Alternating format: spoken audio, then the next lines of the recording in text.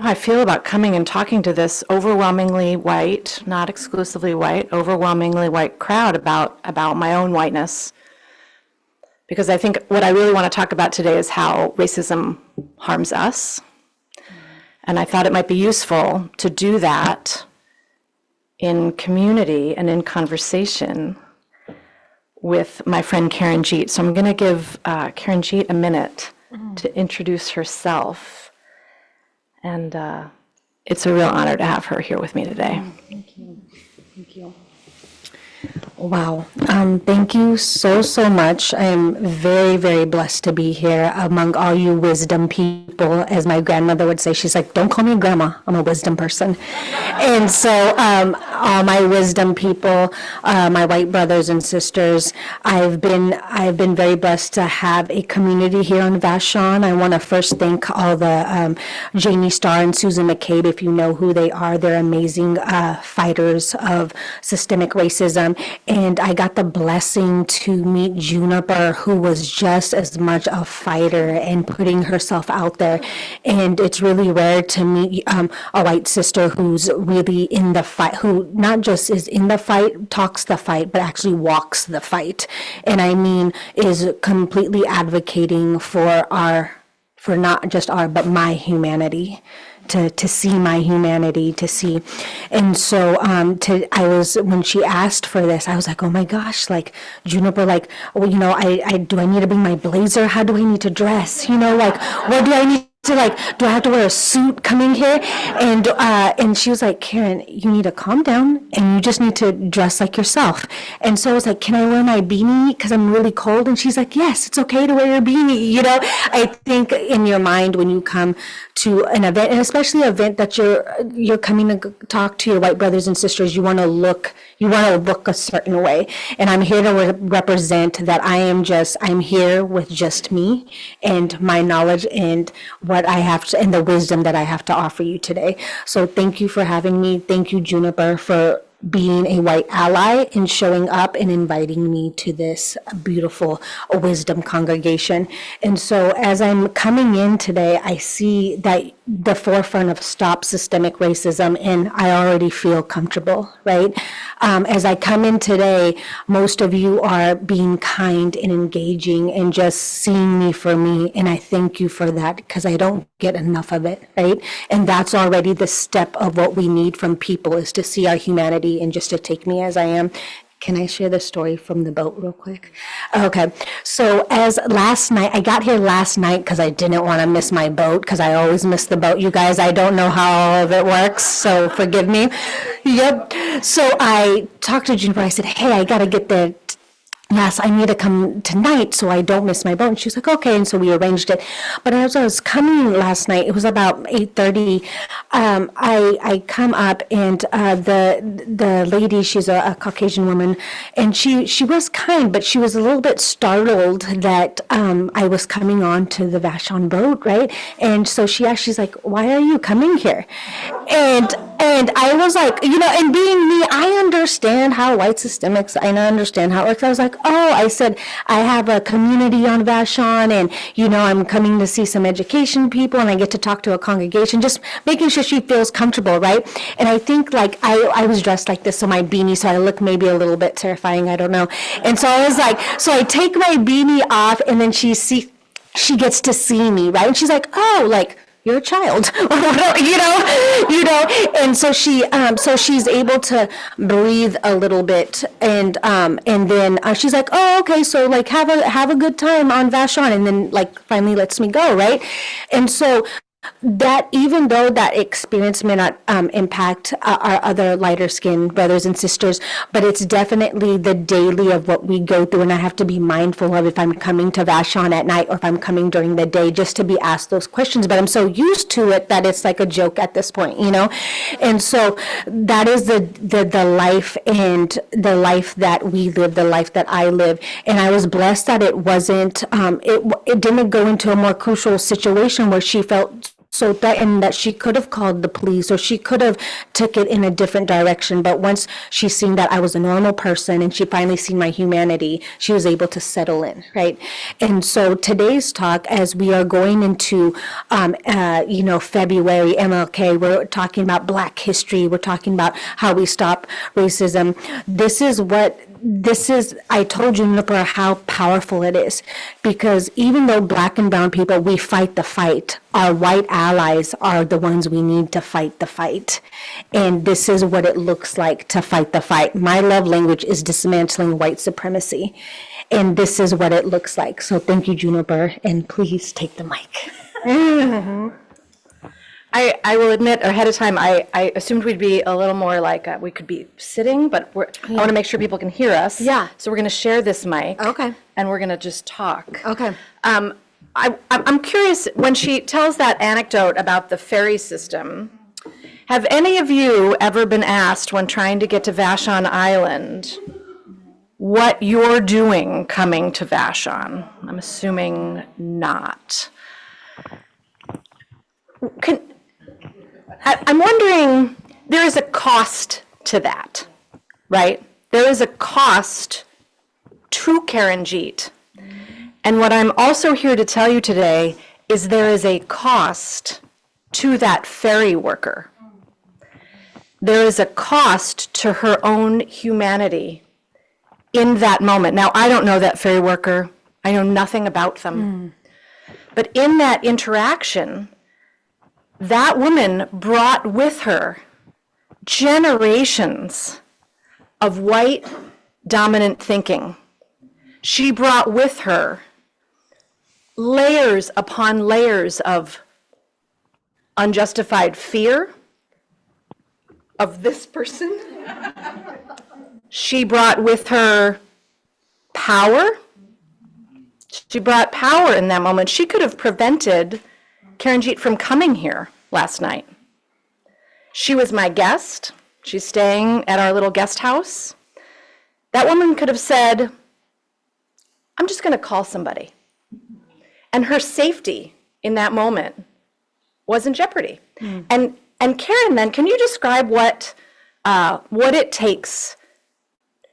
You described a little bit of it, but what it takes in that moment to make her comfortable, to make her whiteness at ease. So, I had said that as I seen her getting a little bit frazzled, I made sure that hey, no, like I have the money to pay. Like, I'm not just someone who's just trying to get on the ferry, right? I made sure she seen that I had the money, I had my wallet, that there was nothing in the car, the window. And that's when I was like, oh, she probably needs me to take my beanie off to see that I'm just a normal person. So I took my beanie off, and then that seemed to make her feel really at ease, right?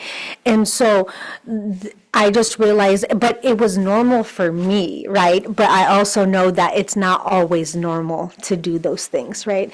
And so just going through the checkpoints, and most Black and brown people know what the checklist is to make other people feel comfortable. So you don't call the police, right? So you don't just call someone to say hey, I think this person they just might be trying to do something, not that they're doing something, that they might.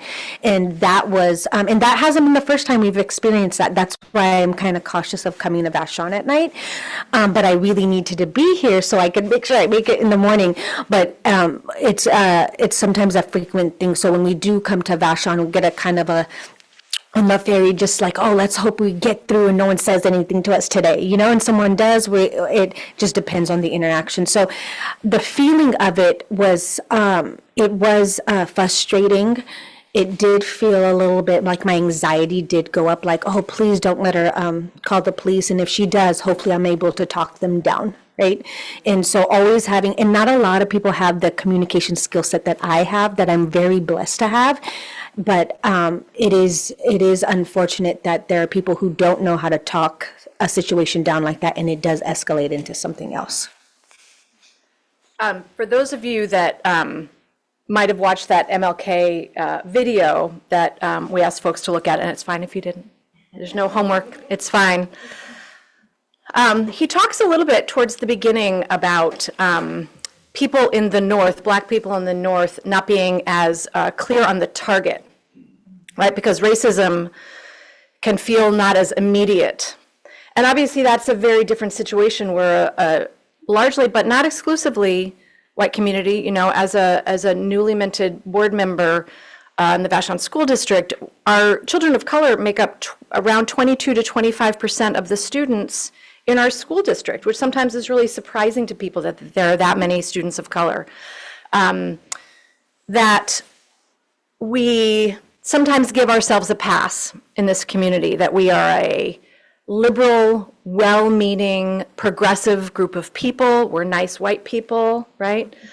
I myself, when I started doing some of this work and I started kind of exploring systemic racism, and then eventually what led me to explore my own whiteness, I did this phenomenal program, which I really can't, I want everyone to do it, called Undoing Institutionalized Racism, that's put on every year. Seattle, they do this training many, many times, and I can share that resource with you all later. But I remember going into that training. I was working in an organization in White Center. I was the only white employee in our tiny little organization, and our executive director said to me firmly, somewhat lovingly, but mostly firmly, saying, "You've said that anti-racism work is important to you. I'm going to need you to go do it. Like, go do it. Like, sitting here and being a little self-satisfied, I need you to go do the work and explore it a little more." And I was like, "Oh, but I'm a nice white person. Like, I'm good. I'm good." And I think we want that, right? We want to be validated that we're good people. We mean well. We're trying really hard, right? We're trying really hard.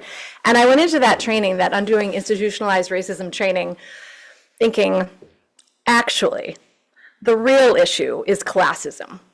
Because I had decided for myself that was sort of also where I felt less than. That's where I felt othered, because I had grown up without a whole lot of money. I was raised by a single parent. I felt like really the issue here is classism, but sure, I'll take your racism training. It's fine. And I will say that that training changed my life. 2 days of being deeply immersed in this work fundamentally changed my life. It changed how I show up as a parent. It changed how I self-reflect about how I got here today, how I was able to have the college education I enjoy, how I was able to be a homeowner, how I'm able to walk with freedom most of the time in the world. And it's that proverbial onion. The training reveals itself to me layer by layer. 10 years later, I'm like, oh, okay.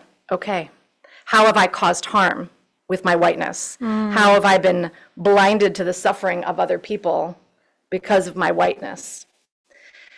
And so what I feel like is really important in this community, in this loving and gracious community that you all have for each other, is what does it mean to hold each other accountable and give each other grace in this work?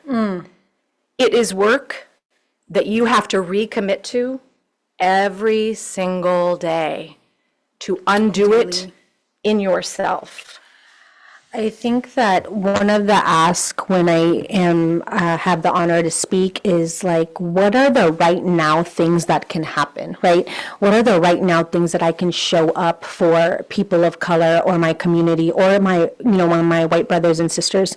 And one of the big things that stem in racism is lack of empathy, which also comes from a lack of humanity, because they go hand in hand. If you don't have empathy, you don't see the humanity.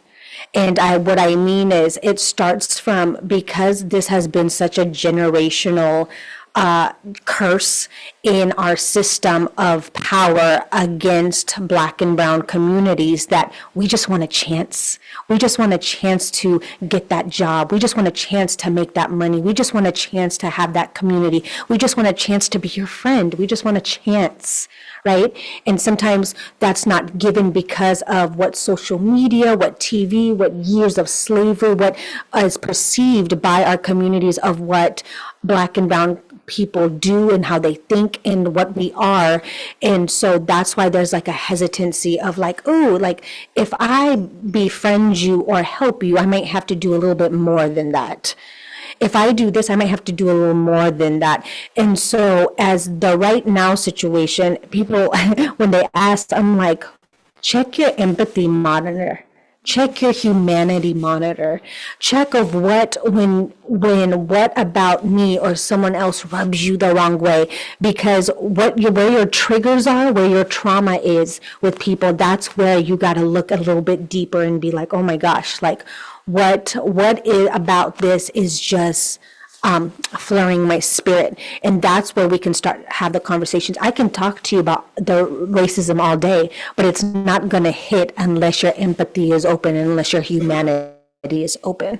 And so there are things happening on Vashon Island right now with Janie Starr and Susan McCabe, and even Juniper being a constant, consistent contact for you. If you don't know what to do, you go to white allies who are doing the work, and Juniper's doing the work, and you ask them, how do I show up? There are people who are in prison reform on this island who are writing letters to prisoners who have no community, and they're making a community regardless of what their offense might be. And of course, that may be something for you, but being able to be a community for someone who doesn't have community, that helps with systemic racism, and helping people on your island who are not understanding of how to love all colors, right? And having those, see, the work doesn't happen here. It happens after, when we're having coffee. It happens when we're having tea, when we're going out to dinner, when we're having lunch. I have a workshop called Hallway Conversations, because that's where the work is happening to dismantle these racism conversations. It's the people that are in your circle. You're here hearing the work that Juniper's doing, that Vashon Island's doing, that I'm talking about. But you doing the work is probably stopping, hey, like having those conversations. And if someone's maybe having a racial slur or feels some type of way, stopping them in their midst and saying, hey, I want you to kind of gently think about this and maybe have another mindset about that. That's how you stop the thought to continue to process around racial systemic racism. And so we can talk more about that. I know that's not a lot in 15 minutes, and we wanted to give you guys some time to have questions, correct? Right? I think one thing that's really important also to remember is sometimes, there's a lot of different lists. Can people hear me if I don't talk directly to the mic? Use the mic. There's a lot of like handy lists of habits and characteristics of white dominant culture. How does what does whiteness look like? And I know for a lot of people, sometimes people even think talking about being white or whiteness is an attack. And it's not an attack. There are habits and characteristics of whiteness that exist in all of us, right? And so some of those lists, Tamar Okun has one that's super helpful. Again, I can share some of these resources later, but one of them is about perfectionism and fear of open conflict. And particularly as someone that's not from this part of the country, the way y'all communicate. And I think you and I talked about, she's from the East Coast, so maybe she gets this. The way y'all communicate, white people communicate in the Pacific Northwest is bananas. Just bananas. And that is for sure showing up when people are feeling like, oh, something's not right here. Like that, I think that comment that person said, like, I think that was a little racist, or I think that was a little ableist. So Juniper, like, what do you mean of the communication style? Because get specific. Ooh, thank you. Yeah. I know it's mostly a cliche about the passive-aggressive ways of people in the Pacific Northwest. I know, for example, that when I show up somewhere, I often will let people know right away, I'm from the East Coast. I say what I mean, and I mean what I say. And for a lot of people here, Seattle, and particularly on Vashon, they're like, ooh, that's very aggressive. It's a lot. You're a lot. Yeah. And I think I'm not trying to change people's cultural norms necessarily, but to pay attention. Pay attention. If someone is using coded language to other someone, if someone is, if you were to see the ferry worker engage with Karen Jeet, what would you do? What could you do in that moment to interrupt, to lift up Karen Jeet's humanity, and to daylight your own? That's how we get closer to our own humanity, is to disrupt it. And disrupting it within ourselves can be really scary because you might get it wrong. You might make a mess. You might have to do some repair. Repair also brings us closer to our own humanity. I have no doubt that I have caused tremendous harm to Black and brown people directly in my world and people beyond. I know that for a fact. I have been ableist, heteronormative, racist my whole life. My whole life. It is in my bones. It is in my cells. It is who I am. And I'm trying to get free. And part of the way I'm trying to get free is to be in right relationship with Karen Jeet. It's not going to absolve me. It's not going to fix me. It opens my heart to hear about her, to hear about her Black son, to hear about her work in the prisons. I'd like to hear a little bit more, if you can, about your work in the prisons, and then I do want to also make sure we have time, and we're also going to stay afterwards for the coffee chat. Thank you, Juniper. I think that that's a healing conversation. And I think that if you guys are wanting to know more about that, like to really connect with you about that communication piece and how to show up when you're feeling uneasy and don't know how to show up, because that is something that I can't teach white people, that you could only teach that part, right? And so I am very blessed. I have 4 children. I have a 14-year-old, a 13-year-old, a 10-year-old, and a 2-year-old. And so I've been living for some moons. I don't want to tell you my age, but I am very blessed to have my children are different races and different colors, and my daughter is white passing, and what that means is that she is a minority, but she has fair, beautiful, light white skin, and we have conversations, and I want to bring this before I talk about prison because it's really vital, that as she knows I'm advocating for justice in prison, that she has a privilege that my chocolate Black son doesn't, right? And her being aware of that, on how to advocate for her brothers and sisters when they might be in harm's way or not in harm's way, or might not have the opportunity that she gets, but she's able to understand the dynamics because of the privilege she has at the forefront that they don't. And so we talk about that, not trying to diminish her light in her, but trying to explore her light to make it more brighter for everyone to understand. Because sometimes we look at equality as like this, right, as a linear line, and honestly it's not sometimes a linear line, and it's hard for me to get it in my head of what I want to tell you about that. But because of the barriers with colorism in our tones, teaching my daughter to fight and to stand up and to understand and be aware, the awareness of who she is going to help generations and generations of advocating for what we do. So going into that, the prison system, Maya had an amazing passage that she talked about today. Thank you, Maya, for that. And if you didn't notice, I'm a snapper. So you guys that's what we do in our church, right? I'm a snapper, I'm a clapper. If you like anything I say, you could say amen to that. And so this is a family meeting today, and as Maya was speaking about the statistics of prison, the statistics of that not all crimes are violent crimes, and how we advocate, you again have a community here on Vashon that is strategically fighting and helping communities in prison reform right now, and is actively doing the work. I'm not just talking about just thinking about doing the work. They're actively doing the work and helping people in Tacoma community. There's something called participatory defense, where you have people who are incarcerated that don't have any community, that need people to come sit in at their hearings just to be a body sometimes, and whether they know the case, they don't know the case, but it's good for you to know the case, and you can get more information on that by the lead who's in that. But to go to their case hearing and just be a representative in that case hearing in the room, so the judge sees that they have community. Because when the judge doesn't see they don't have any community, he's easier, she's easier, and the predominantly white, the judge is, that it's easier to give them a harsher sentence.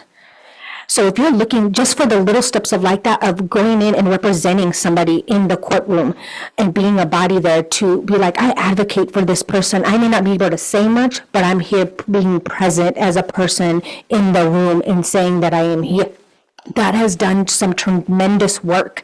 We have, again, people who write letters, people who are doing policy. We also have a lot of lobbying coming up in February. There's a lot of organizations that will be going down to the Capitol in Olympia to represent education for formerly incarcerated, to represent them having smaller sentences, because as the marijuana, there's a lot of men and women who, when the drug epidemic was going on years ago, that went on charges of marijuana charges, you guys, and they are in prison for 5, 10, 20 years due to marijuana charges, and marijuana is now legalized. And so those are big cases that we're continuously working on and helping people to advocate for their freedom. And that's something that, of course, you guys can help with. And as we talk about it, I will give Juniper resources, and if you guys have a website or a contact, we will give those resources that you can do something. So today is not just a talk about like, hey, we know there's racism out there. We know you guys are wisdom people, my light-skinned family now. That's what I get to call you guys, and we know that you are here because you believe in humanity. You believe in love, you believe in kindness, you believe in gentleness, and you want to do the work. And even if you feel a tug in your heart of like, I don't know how to show up, you have a connection who does know how to show up. And you get to connect with Juniper to figure out how you can show up. You may not be able to show up in prison reform. You may be able to show up in education and still advocate for Black and brown people. You may show up in other areas, but guess what? You showing up makes a difference. You showing up helps us make a difference. You showing up shows us that you care, that you're kind, and again, you see my humanity. And that's all I need right now. I need you to see my humanity. And so those are the ways to show up. One of the things anytime I speak is the ask of like, how can you show up for me individually? And I got to talk to Juniper on the way here that many years ago, as I was building community, my mom was on the verge of passing away because she had MS and she was deteriorating. And 2018, she ended up passing way before her time. And we were in the midst, me and my children were creating a book called Who We Need. And why we created that book was we are so about community, but the first community that impacted our lives were our grandparents. And grandparents are one of the most important communities in our lives. And we made a book around how important community is and how important grandparents are, and paying homage to them and our wisdom people. And so if you're interested in contributing to that, the book is on Amazon, so you could go check it out. It's called Who We Need, and I could give you more information on that. And so just know that community, wisdom people, you guys are not gone. We need you more than ever. Your impact on this world, on Vashon, is very important. And the more I see the fact that you invited us to speak today and had me in a community that you're not normally seeing this tone here, right? I appreciate you. I thank you. And I'm very, very blessed. And I look forward to talking to you guys after. Thank you. Mm-hmm.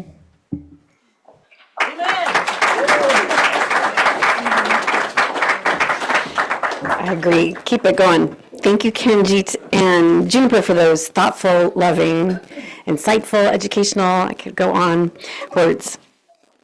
Let's hold a moment of contemplation and worship, which is an Old English word that means to consider things of worth, in a genuine and abundant silence.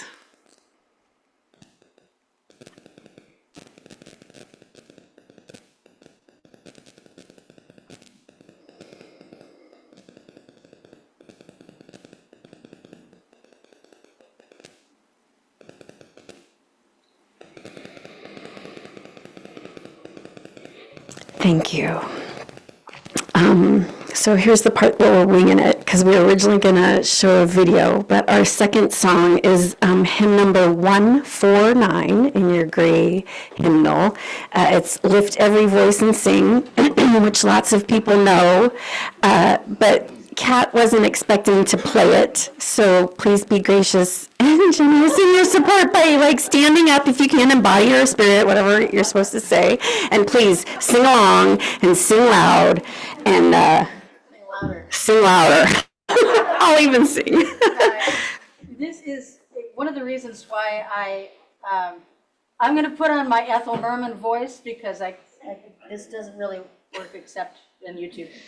But this is an astonishingly wonderful song. It is one of our national anthems. I wasn't at all familiar with it until about 2 years ago, but I've never sung it before, and thank you for. So we'll do the best we can and try to do justice to this incredible song and pay attention to all of the words. We're going to do all 3 verses, aren't we? Are we?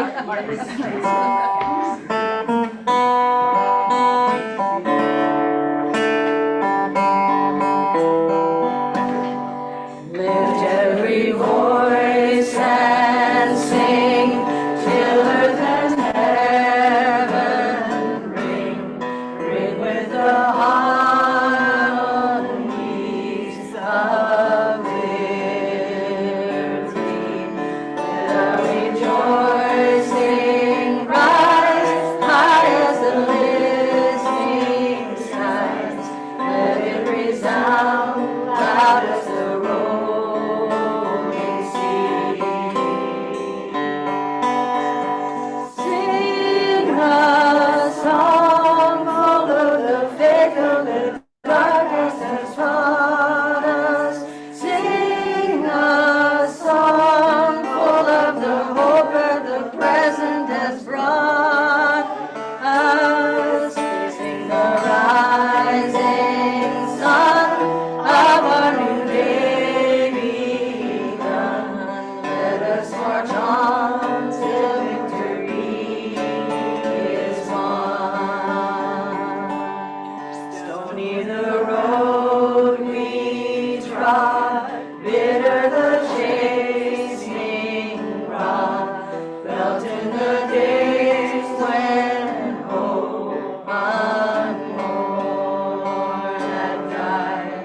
Yet with a steady beat and not a weary feet, come to the place for which our fathers sighed. We have come over the way with tears we have watered.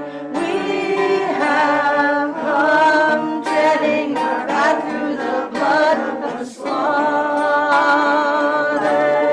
Out from the gloomy past, till now we stand at last, where the white gleam of our star is cast. God of our weary years, God of our silent tears, Thou who hast brought us thus far on the way, Thou who hast by Thy might led us into the light, keep us forever in the path we break. Lest our feet stray from the places, our God, where we met Thee. Lest our hearts, drunk with the wine of the world, we forget Thee. Shadow beneath Thy hand, may we forever stand, true to our God, true to our native land.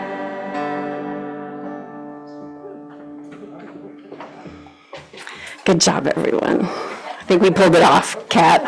Good job. I appreciate you. You did great. So, joys and concerns. We are now going to pause our recording as we prepare for joys and concerns. As a caring community, we set aside time to share the joys and concerns of our members and friends, honoring the common humanity and sacred spirit within each of us. We support each other. For those, take the lead.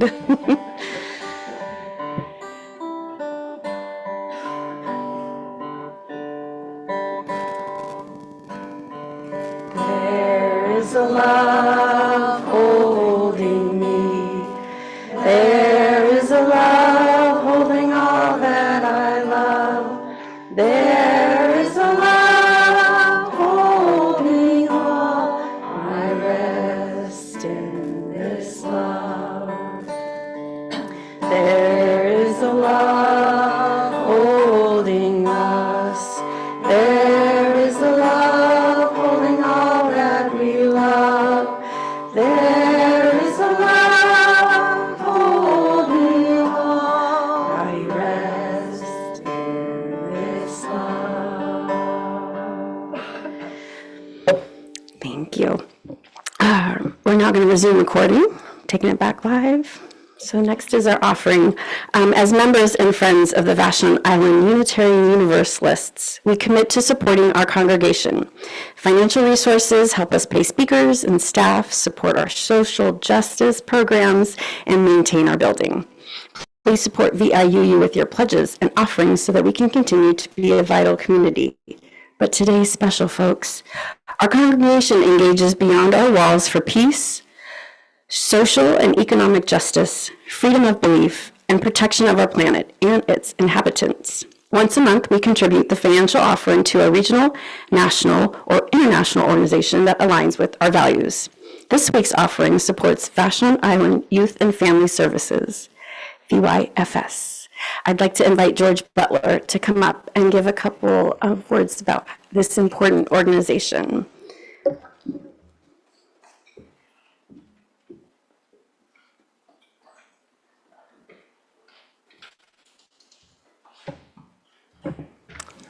I serve on the board of Youth and Family Services. It used to be a lonely position in the U congregation, but we've recently had the blessing of Robbie Rohr joining our board. So we have both her experience and her compassion, and we are delighted to have that. I'm going to talk about Youth and Family Services. Does a wide variety of activities. They provide drug counseling, and they provide counseling to people who are having crises. They provide counseling and support to families who are dealing with people who are in crises. They provide Vashon Kids, are people who work off island and need care before and after school because they can't get back in time to be able to provide them. The one program people don't know very much about is VASH is Youth and Family Services. Which has just moved. It's moved from the building that it has been in for many, many years, and it is now we're operating out of the Methodist Church. But for that arrangement, we probably would have had to have folded the program because we simply didn't have the financial resources to be able to stay where we were. It does a variety of interesting things. It has playtime for children who don't walk, under the age of 1, under the age of 1.5 or 2. So there's that process of socialization and interaction with amongst children in the very, very earliest stages. We have a counselor who goes out to new parents or expecting parents and parent counseling. All of you that have gone through that whole process of starting a family would have appreciated the experience and the objective and the support that we try to provide. It also has parental meetings and to discuss their mutual problems and support.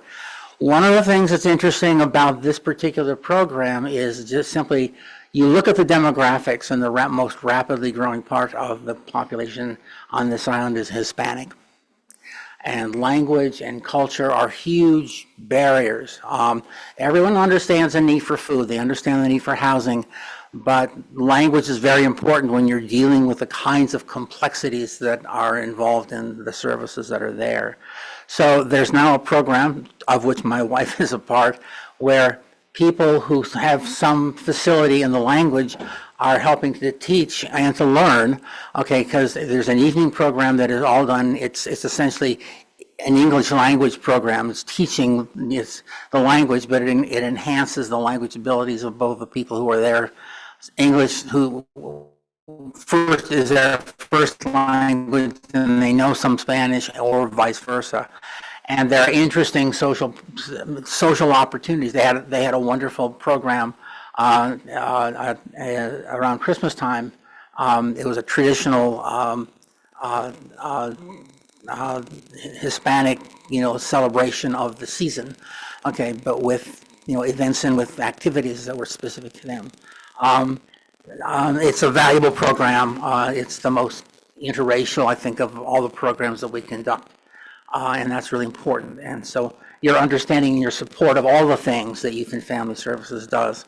But so much of what they do has to be hidden because there's privacy involved. Okay, people don't necessarily want the world to know that they get the services that they get from there. The other problem we have is that the worst kind of inefficiency is turnover.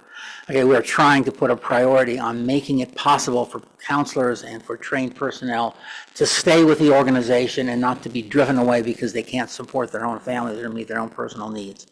And that's essential. It's not an indulgence. It's we need to keep people on staff, and we need to keep them there as long as we possibly can, and they can't do that if they're working at wages that don't allow them to provide those same services to their families. So that's why I speak on behalf of Youth and Family Services, and I look forward to hearing in a few months Robbie taking the podium on carrying the same message. Thank you, George, for that important message. I'd like to now invite our greeters to pass around, and please, everything that you are donating today will go directly to VYFS. If you have a check, you can make it out to VYFS directly, and Kirk will pass it along. As our greeters are passing around the baskets, I invite you to sing "We Give Thanks." Maybe we only have one. We used to have two. We sing the song twice, same thing. The words are laminated in the back of the book. We give thanks. Or just close your eyes and sing along. Kat, take the lead.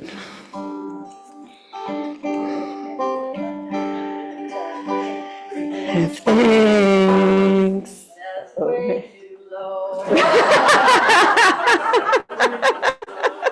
I'm the lowest singer, so I was happy with it. For this precious day, for all gathered here and those far away, for the time we share with love and care. Oh, we give thanks for this precious day. Oh, we give thanks for this precious day. For all gathered here and those far away, for the time we share with love and care. Oh, we give thanks for this precious day. Thanks, everyone. We have a final reading by Marilee. I know you're on.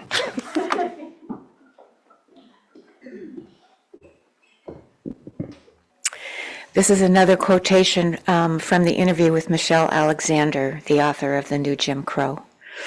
A step in the right direction would be massive investments in education, drug treatment, health care, and job creation, in trauma support in communities that have been devastated by the war on drugs and mass incarceration.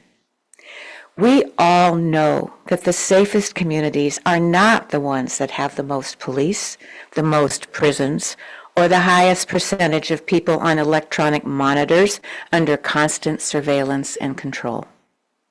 No. What creates safety in our communities are good schools, plentiful jobs, quality health care, and a thriving social fabric.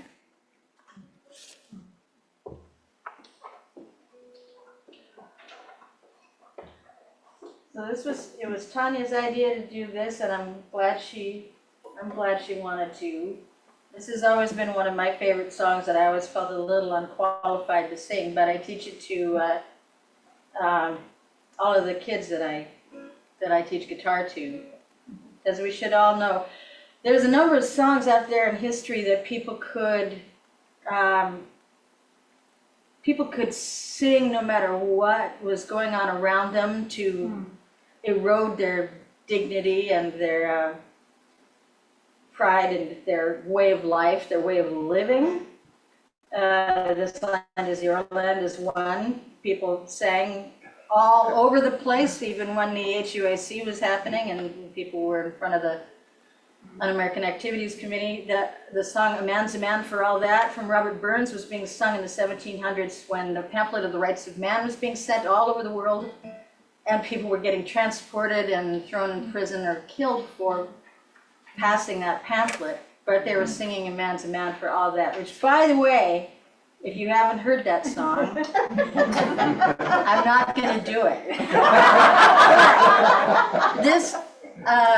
This month is Robert Burns' birthday, so I will be singing it at the celebration there. And I found out a few years ago that when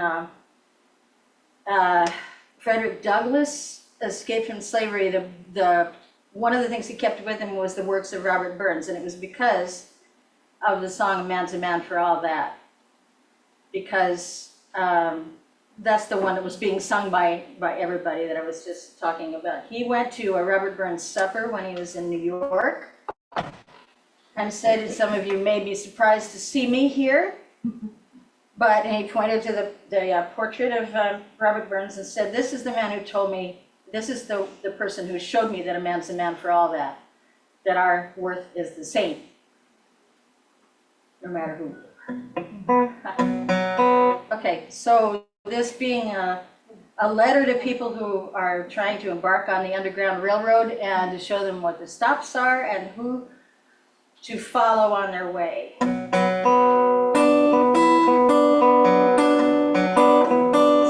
sing along when you want to.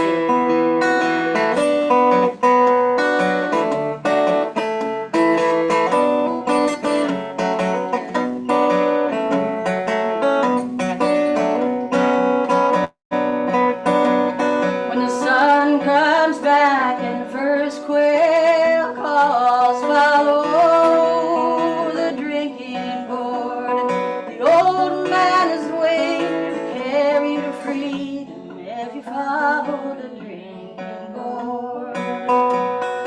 Follow the drinking gourd.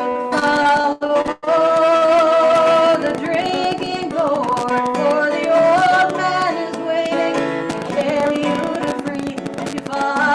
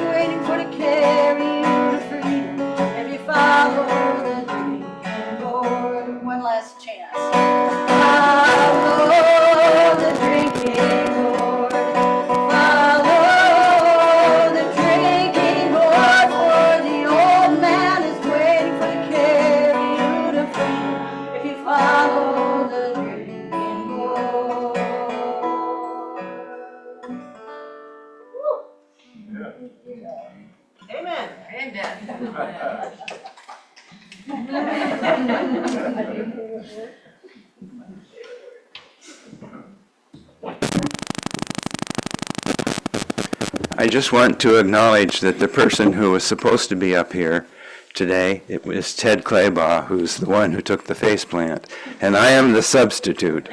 So, the closing for the turning off the chalice is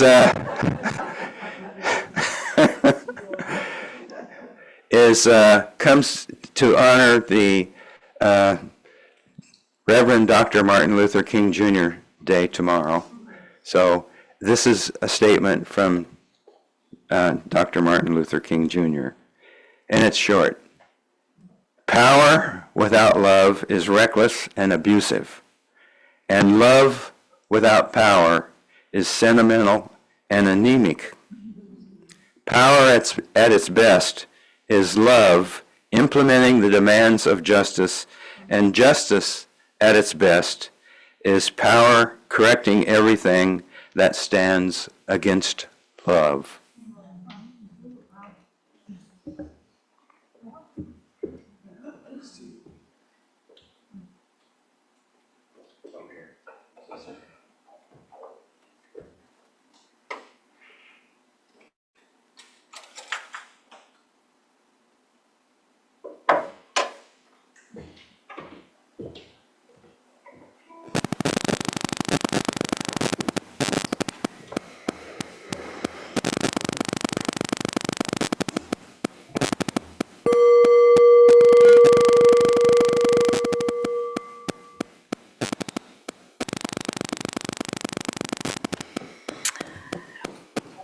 We did it. Thanks, guys. It was a beautiful service. The formal service is now over. I'd like to give special thanks to Juniper and Karanjit, Ted, sorry, I'm going to do all the names because I'll screw it up, Kat, incredible. Ted, even though you're not with us, you're here in spirit.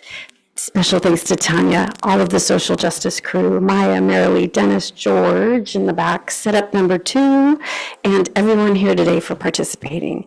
Thank you. Yeah, I did it. Sorry, guys. So we will now continue with official VIUU announcements. If anyone has an announcement related to a VIUU activity, please line up to your right, come forward, and then go out. Bailey, tell us about it. Before we start, though, I wanted to share again that it's extra special. We've got Victoria Pulling with us, Reverend Victoria Pulling with us, because we're going to be having a special remembrance for Burl with her daughter Kathleen, who I saw her here. So the plan is do announcements, go out,